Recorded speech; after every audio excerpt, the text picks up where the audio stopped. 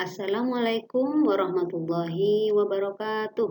Nah, di sini kita berjumpa kembali dalam pembahasan materi fikih bab 4 yaitu mengenai pernikahan dalam Islam. Yang mana di sini akan menerangkan tentang meminang, mahar, mahram dan kafa'ah.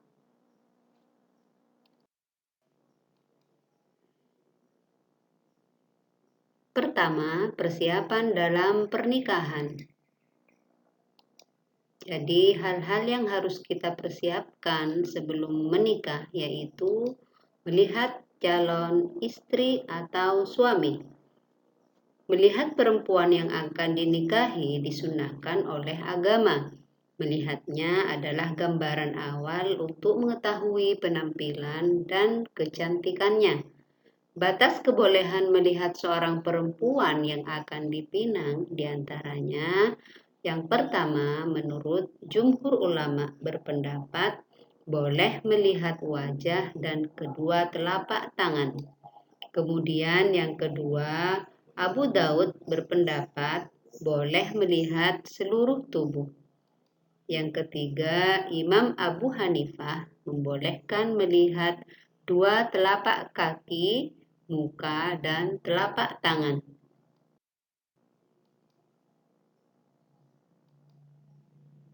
Kemudian persiapan berikutnya yaitu khitbah. Khitbah artinya pinangan, yaitu permintaan seorang laki-laki kepada seorang perempuan untuk dijadikan istri dengan cara-cara umum yang sudah berlaku di masyarakat. Cara mengajukan pinangan. Pertama, pinangan kepada gadis atau janda yang sudah habis masa iddahnya dinyatakan secara terang-terangan. Sedangkan pinangan kepada janda yang masih berada dalam masa iddah atau tolak bain atau ditinggal mati suaminya tidak boleh dinyatakan secara terang-terangan.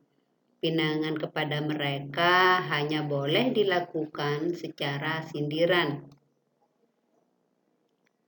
Sedangkan perempuan yang boleh dipinang yaitu pertama, perempuan yang bukan berstatus sebagai seorang istri. Kedua, perempuan yang tidak dalam masa iddah. Ketiga, perempuan yang belum dipinang orang lain. Mahram. Mahram adalah seseorang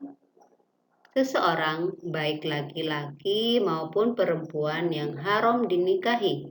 Sebab-sebab haram dinikahi yaitu diantaranya pertama, sebab haram dinikahi selamanya.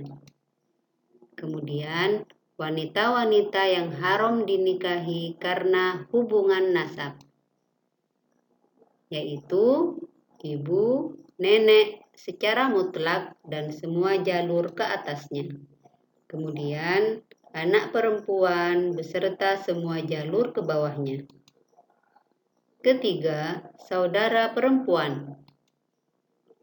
Keempat, bibi dari jalur ayah secara mutlak beserta jalur ke atasnya.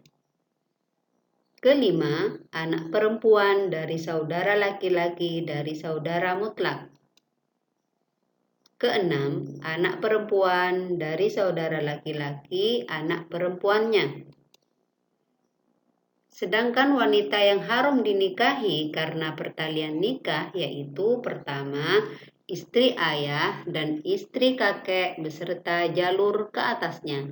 Kemudian yang kedua, ibu istri atau mertua dan nenek istri atau ibunya ibu mertua. Kemudian yang ketiga, wanita-wanita yang haram dinikahi karena sesusuan atau roda'ah, ibu yang menyusui dan saudara sesusuan. Sedangkan wanita yang haram dinikahi karena sebab li'an, yaitu pertama, sebab haram dinikahi sementara, seperti pertalian nikah, kemudian tolak bain kubro atau tolak 3, kemudian memadu 2 orang perempuan bersaudara, kemudian berpoligami lebih dari 4, dan berbeda agama. 3. Mahar.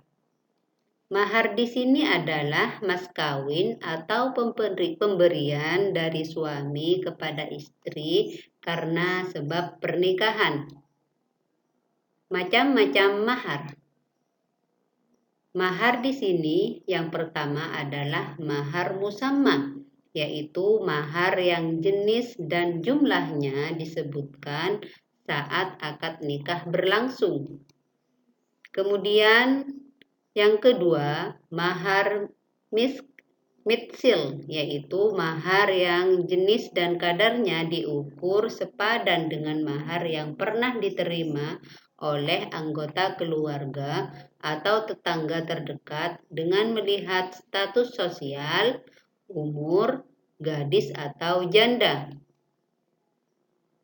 Cara membayar mahar. Pertama, wajib dibayar seluruhnya apabila suami sudah melakukan hubungan suami istri sekalipun salah satu dari pasangan meninggal dunia. Kedua, wajib dibayar separuh apabila mahar telah disebut pada waktu akad dan suami telah mencerai istri sebelum ia dicampuri. Ukuran mahar. Rasulullah Shallallahu Alaihi Wasallam menganjurkan kesederhanaan dalam pemberian mahar. Disebutkan dalam suatu riwayat yang artinya, sesungguhnya nikah yang paling diberkahi adalah yang paling sederhana maharnya. Hadis riwayat Ahmad. 4. Kafa'ah. Pengertian kafa'ah adalah kesamaan, kecocokan, dan kesetaraan. Sedangkan dalam konteks pernikahan, adanya kesamaan dari calon suami istri dari segi keturunan, status sosial, jabatan atau pangkat, agama, dan harta kekayaan. Hukum kafa'ah. Kafa'ah adalah hak perempuan dari walinya. Berikut beberapa pendapat tentang hal-hal yang dapat diperhitungkan dalam kafa'ah. Pertama, sebagian ulama berpendapat kafa'ah dapat diukur dengan nasab atau keturunan, kemerdekaan, ketaatan, agama, pangkat, pekerjaan, profesi, dan kekayaan. Kemudian yang kedua, pendapat lain menyatakan kafa'ah dapat diukur dengan ketaatan menjalankan agama.